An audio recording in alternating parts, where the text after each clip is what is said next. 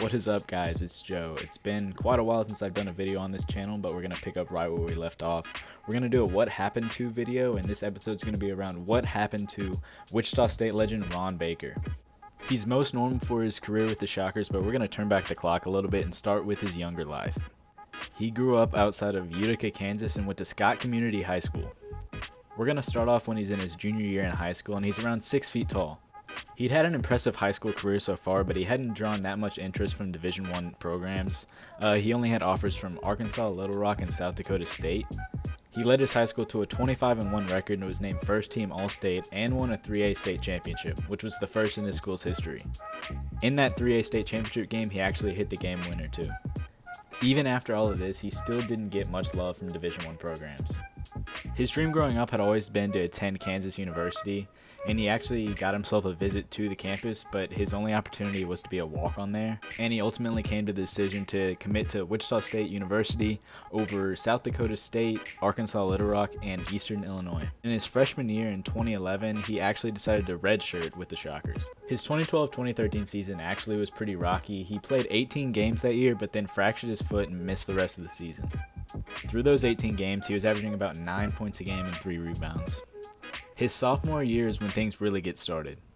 He played a big role that year, starting 36 of 36 games for the Shockers. He averaged 13 points and 4 boards, and established himself as one of the premier three-point shooters in college basketball. This is the same season that ultimately put Wichita State on the map when they finished undefeated in the regular season, which hadn't happened in college basketball for 20 years before getting knocked out in the round of 32.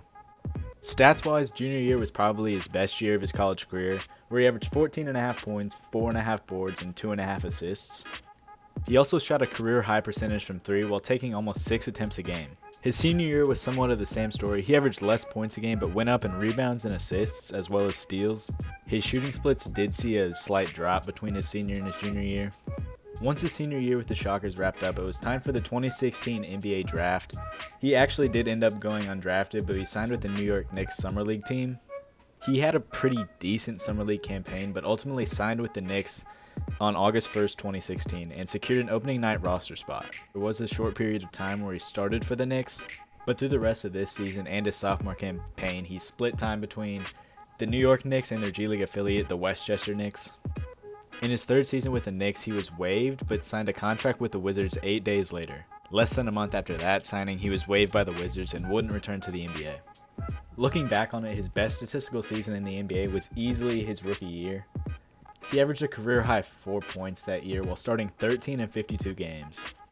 His NBA shooting splits were pretty putrid. In fact, in his third NBA season and final season, he shot 7% from 3. He didn't take many shots in his defense, but he did get minutes in 15 games.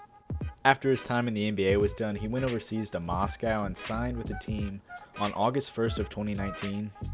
He played just 27 EuroLeague games and averaged just 2.5 points, but he parted ways on May 27th of 2020.